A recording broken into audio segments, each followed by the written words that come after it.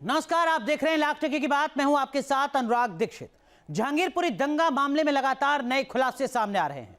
खुलासे जो साजिश की तरफ इशारा करते हैं, खुलासे जिसमें बार बार पीएफआई का नाम सामने आ रहा है, वही पीएफआई जिसका नाम पहले के दंगों से भी जुड़ चुका है। अब जहांगीरपुरी में पीएफआई की भूमिका सामने आ चुकी है। जहांगीरपुरी दंगे से जुड़ा क्या है नया खुलासा और क्यों पीएफआई एक बार फिर सवालों के घेरे में है, बताएंगे आपको।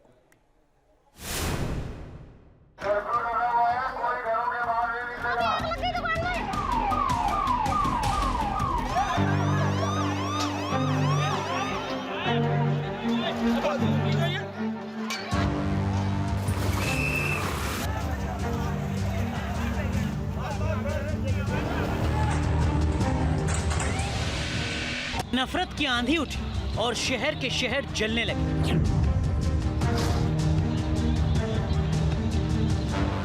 अप्रैल में दंगों की आग में जले 9 राज्य।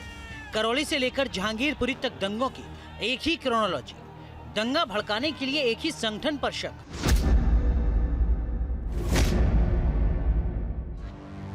राजस्थान का करौली हो, मध्य प्रदेश का खरगोन या फिर दिल्ली का Jahangirpuri,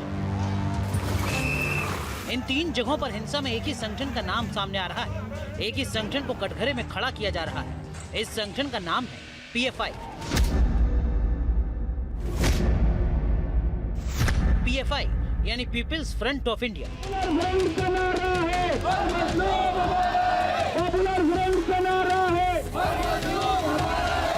peoples front of India जिस पर गंभीर इल्जाम लगते रहे। पीएफआई जिसको बैन करने की मांग होती रही है। दंगों में लगातार पीएफआई के लिंक सामने आते रहे। अब दिल्ली में जहांगीरपुरी दंगे को लेकर नई बातें सामने आ रही हैं। दिल्ली में जहांगीरपुरी दंगे को लेकर नया खुलासा। जहांगीरपुरी में दंगा भड़काने का प्रयोग किसने किया? आखिर क्या है दिल्ली दंगे का पीएफआई कनेक्शन? पीएफआई पर पहले भी आरोप लगते रहे।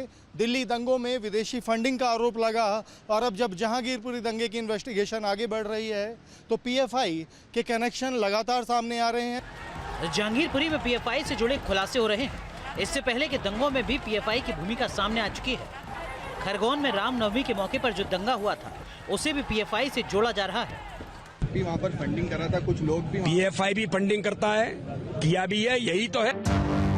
जानकारों के मुताबिक आज जो पीएफआई के रूप में सामने है, कुछ साल पहले तक इसका स्वरूप अलग था। पीएफआई में ज्यादातर सिमी के पूर्व सदस्य हैं। सिमी 2001 से बैन है। पीएफआई को भी बैन करने की मांग होती रही है। केरल, कर्नाटक जैसे दक्षिण राज्य में इस संगठन का प्रभाव ज्यादा माना जाता है, लेकिन देश के दूसरे राज्यों में भी ये लगातार अपना प्रभाव जमा रहा है। पीएफआई की अलगाववादी नीति ऐसी है, उसका प्रभाव ऐसा है कि कुछ राज्य के सीएम भी इसके खिलाफ कार्रवाई की मांग कर रहे हैं। कि पीएफआई ने मेरे स्टेटमेंट के ऊपर जो उन्होंने स्टेटमेंट किया, उन्होंने स्टेटमेंट करने की कोई बात नहीं थी, क्योंकि जो गोवा में समझो इस तरह से धर्म परिवर्तन होने लगा तो उसको विरोध होगा ही, उसको विरोध करेंगे ही, और गोवा में इस तरह से धर्म परिवर्तन को बढ़ावा हम कभी नहीं देंगे। और पीएफआई ऐसे जैसे ऑर्गेनाइजेशन को जो गोवा में अभी थोड़े से अपने ज़्यादा आगे बढ़ रहे हैं, उनको बैन करने की ज़रूरत है, क्योंकि ये अलगाववादी संगठन है और इस अलगाववादी संगठन को मैंने स्टॉप करने के लिए definitely will recommend for the government of India. कुछ दिनों पहले ही पीएफआई पर हिंदुत्व के खिलाफ जकात जिहाद के आरोप लगे थे। इस संगठन की गतिविधियां संदिग्ध हैं। इस पर दंगों की फंडिंग का इल्जाम है। पीएफआई का नाम बार बार सामने आ रहा है। जहांगीरपुरी दंगों में इस संगठन से जुड़ा नया खुलासा है। इसकी बात हम आगे करेंगे। इसके साथ ही जहांगीरपुरी दंगों की क्रोनोलॉजी में पीएफआई के रोल की बात भी करेंगे। आप बने रहिए न्यूज नेशन के साथ। दरअसल में पीएफआई पर आरोप ऐसे हैं, दंगों में उसकी भूमिका ऐसी है, उसको बैन करने की मांग की जा रही है। ये मांग यूं ही नहीं हो रही है। इस मांग के पीछे एक पूरी क्रोनोलॉजी है, आरोपों की पूरी फहरिस्त है। ताजा आरोप जहांगीरपुरी दंगे से जुड़ा है। जहांगीरपुरी दंगे की जांच की जा रही है। सूत्रों के मुताबिक जांच में जो बातें सामने आ रही हैं वो पीएफआई की ओर इशारा कर रही हैं। आखिर दंगे से जुड़ी जांच में क्या खुलासा हुआ है और क्यों पीएफआई सवालों के घेरे में है, किस तरह मामले की जांच आगे बढ़ रही है, इस रिपोर्ट के जरिए साजिश की परतों को समझने की कोशिश कीजिए जरा।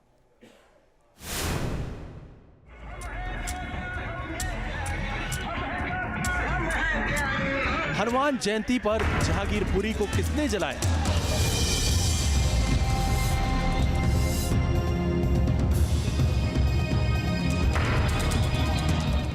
कहां से आ गए इतने पत्थरबाज?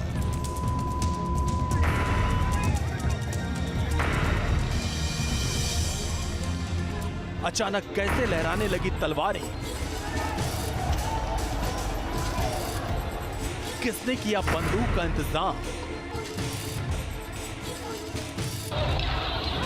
मान जयंती पर जहांगीरपुरी में जो हुआ वो यूं ही नहीं हुआ। इसके पीछे बड़े षड्यंत्र का शक जताया जा रहा है। जैसे जैसे साजिश की परतें खुल रही हैं, एक ही संगठन पर इल्जाम लग रहा है। जहांगीरपुरी में दंगे में क्या है पीएफआई का रोल? इस सवाल से जुड़े नए खुलासे सामने आ रहे हैं। दिल्ली पुलिस की जांच में दावा किया जा रहा है कि जहांगीरपुरी को दहलाने के पीछे पीएफआई का हाथ हो सकता है। खबरों के मुताबिक पुलिस को पीएफआई के स्टूडेंट विंग पर शक है। हिंसा की जांच में जुटी पुलिस को पता चला कि जिस जगह पर हिंसा हुई वहां पीएफआई के स्टूडेंट विंग के 119 लड़के रहते हैं। पुलिस को शक है कि हिंसा में 12 से ज्यादा स्टूडेंट विंग के छात्र शामिल थे। आरोपियों की पहचान की जा रही है। पुलिस सूत्र हैं वो बता रहे हैं कि पीएफआई के कुछ लोग जो स्टूडेंट विंग से कनेक्टेड हैं दंगे वाली जगह पर मौजूद थे। इनके बारे में जानकारी मिली है डंप डाटा खंगालने के बाद में। डंप डाटा यानी कि वहाँ उस समय जो मोबाइल नंबर एक्टिवेट थे, पुलिस टीम उनकी जांच कर रही है। 20 से ज़्यादा मोबाइल आईएफएसओ को जांच के लिए भेजे गए हैं। आईएफएसओ एक ऐसी यूनिट है जो सॉफ्टवेयर की मदद से उन मोबाइल में डिलीट किए गए कॉल डिटेल्स और रिकॉर्ड को वापस लेकर उसकी जांच करती है। और ये सुराग पुलिस को बता रहे हैं कि कहीं ना कहीं इस पूरी साजिश के पीछे पीएफआई का कनेक्शन उनको मिल रहा है। जहांगीरपुरी दंगों का सबसे खौफनाक पहलू दंगों में नाबालिगों का इस्तेमाल रहा। दंगों के दौरान नाबालिगों का इस्तेमाल पत्थरबाजी के लिए हुआ। दंगों में पीएफआई की भूमिका, इसके षड्यंत्र के तह तक पहुंचने के लिए पुलिस आरोपियों के मोबाइल फोन को भी खंगाल रही है। सूत्रों के मुताबिक दिल्ली स्पेशल सेल की आईएफएसओ यूनिट 22 आरोपियों समेत 3 नाबालिगों के मोबाइल फोन खंगाल रही है। फोन से डिलीट किए गए डेटा को भी रीस्टोर किया जा रहा है। खबरों के मुताबिक डेटा की जांच में कुछ मोबाइल नंबर मिले हैं।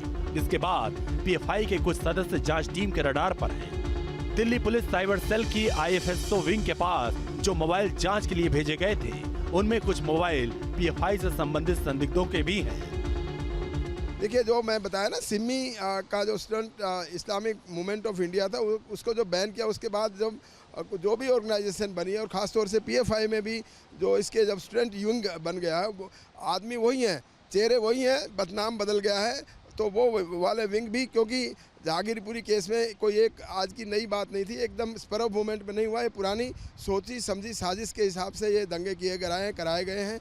और इसमें जो भी इन्वॉल्व रहे हैं तो पीएफआई के लोग, और उन्होंने फंडिंग का भी इस्तेमाल किया, पैसे मिले हैं उन लोगों को, तो वो सारी चीज़ इन्वेस्टिगेशन का पार्ट बन रही है। वैसे जहांगीरपुरी हिंसा में पीएफआई की साजिश की बात इसलिए भी हो रही है क्योंकि हिंसा के पहले जंतर मंतर पर पीएफआई के पॉलिटिकल विंग एसडीपीआई ने प्रदर्शन किया था। प्रदर्शन में जहांगीरपुरी के लोग भी शामिल हुए थे।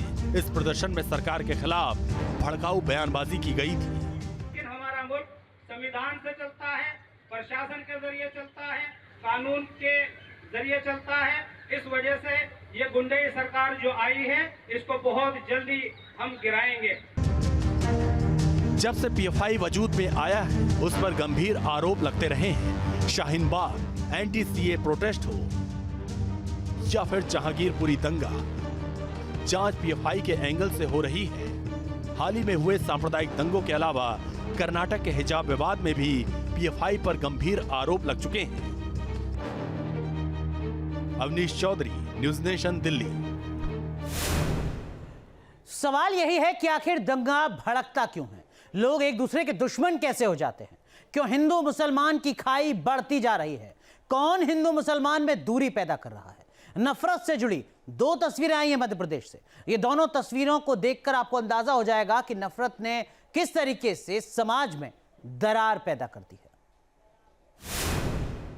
संकल्प लेते हैं और संकल्प लेते हैं। ये क्या हो रहा है? आज से हम संकल्प लेते हैं और संकल्प लेते हैं। ये क्यों हो रहा है? ये कैसी शपथ? हम संकल्प लेते हैं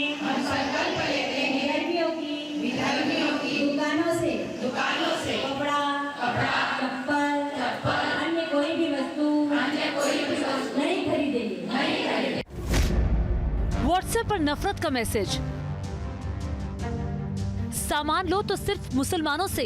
एक टीचर का जहरीला मैसेज। पहले उज्जैन से जहरीला मैसेज सामने आया था, अब खरगोन में हुए संकल्प पर सवाल उठ रहे हैं। 3 तस्वीरें देखते हैं और एमपी में नफरत के इस क्रोनोलॉजी को समझने की कोशिश करते हैं। रामनवमी के मौके पर खरगोन में सांप्रदायिक दंगा हुआ था। दंगे के बैकग्राउंड में ये 2 तस्वीरें खौफनाक हैं। तीसरी तस्वीर उज्जैन की है, जहां एक टीचर के मैसेज पर नफरत फैलाने वाले मैसेज पर बवाल मचा हुआ है। इसके जवाब में खरगोन में सांप्रदायिक शपथ के वीडियो पर सवाल उठाए जा रहे हैं। हम बारी बारी से वीडियो के पीछे बढ़ती नफरत की मानसिकता को समझने की कोशिश करेंगे। सबसे पहले चलते हैं खरगोन, जहां दंगे के बाद हिंदू मुसलमानों की दूरियां लगातार बढ़ रही हैं। शहर में लगी नफरत की आग अब गांव तक पहुंच चुकी है। ये खरगोन जिले के एक गांव का वीडियो है।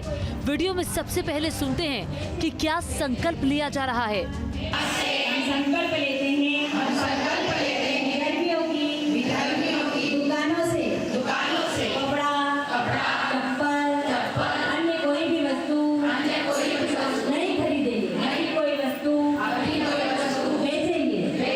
हे महाकाल हमारे संकल्पों को पूरा करने की उपयुक्त शक्ति यहाँ विधर्मी का मतलब गैर हिंदू से है। खौफनाक पहलू ये है कि यहाँ खुलकर आर्थिक बहिष्कार का ऐलान किया जा रहा है। जिले में 1 नहीं 2-3 गांव में इस तरह के आयोजन हो चुके हैं। इस तरह के आयोजन पर चिंता जताई जा रही है। जब छुटपुट घटनाएं होती हैं तो उसका रिएक्शन होता है। वहाँ जो कुछ हुआ हिंदू मुसलमानों के बीच में हुआ, सांप्रदायिक सौहार्द वहाँ बिगड़ा। समाचार पत्रों में छपा, टेलीविजन में लोगों ने देखा, तो तत्काल लोगों ने निर्णय ले लिया कि हम तो फला की दुकान से खरीदेंगे, नहीं खरीदेंगे। लेकिन आप इतने बरसों से अपन हिंदुस्तान देखते आ रहे हैं, 75 साल से ज़्यादा हो गया है। देश में वो दिक्कत नहीं है। कुछ राजनीतिक लाभ उठाने के लिए ऐसी बातें हवा में फैला देते हैं। नफरत की आग एक तरफ नहीं लगी है। हिंदू हो या मुसलमान, दोनों तरफ ऐसे तत्वों की कमी नहीं है जो तेजाबी तेवरों के जरिए द्वेष की दीवार खड़ी कर रहे हैं। इसका सबूत है उज्जैन के इस टीचर का व्हाट्सएप।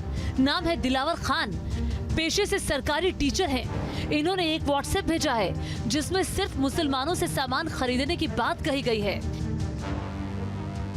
इस मैसेज में नेता कट्टर मुस्लिम चुनिए, वकील मुस्लिम चुनिए, इंजीनियर मुस्लिम चुनिए, सीए मुस्लिम चुनिए, सब्जी वाला मुस्लिम चुनिए, मोबाइल रिचार्ज मुस्लिम चुनिए। सबसे बड़ी बात, बाजार से सिर्फ मुस्लिम से सामान खरीदें, चाहे वो कितना ही महंगा क्यों ना दे। ये टीचर भगवा को आतंक से जोड़ रहा है। इसके व्हाट्सएप मैसेज पर हुए बवाल के बाद इस पर कार्रवाई की गई है। अभी तो जैसे ही संज्ञान में मामला आया था तो हमने उसको कारण बताओ सूचना पत्र जारी किया और उसके बाद जवाब प्राप्त हुआ है। तो उस जवाब के संतोषप्रद न होने के कारण हमने संबंधित को निलंबित कर दिया है। अब आगे उसके विरुद्ध कार्रवाई की जाएगी। निलंबन के पश्चात जो प्रक्रिया होती है। टीचर पर कार्रवाई तो हुई है, लेकिन सवाल बड़ा है। अगर दोनों तरफ इस तरह की तेजाबी मानसिकता होगी तो फिर क्या होगा? ये दूरियां, ये अविश्वास, ये नफरत ही है जिससे दंगे भड़कते हैं। खरगोन में हुआ दंगा इसी खौफनाक मानसिकता की वजह से भड़का था। अगर नफरत की दीवारों को तोड़ा नहीं गया तो खरगोन जैसे दंगों को आने वाले दिनों में भी नहीं रोका जा सकेगा। Team news nation. चलिए आगे बढ़ते हैं और आप